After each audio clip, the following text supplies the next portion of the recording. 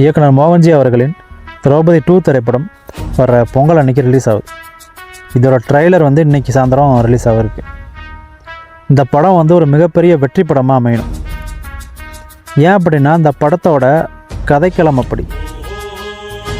வல்லாள மகாராஜரோட வரலாறு, காடவராயர் வரலாறுன்னு சொல்லிட்டு இதுவரையும் யாரும் பேசாத ஒரு வரலாற்றை மக்கள்கிட்ட கொண்டு போய் சேர்த்துனுட்டு ஒரு முயற்சி பண்ணி இவ்வளோ தூரம் கொண்டு வந்திருக்காங்க.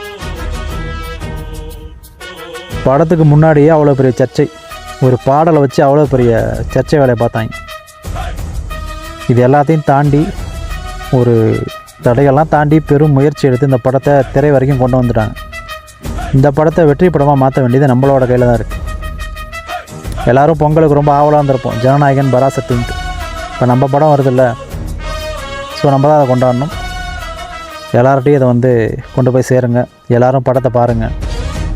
எப்படி திரௌபதி 1 படம் மிகப்பெரிய வெற்றி அடைந்ததோ அதே மாதிரி திரௌபதி 2வும் மிகப்பெரிய வெற்றி அடையும்.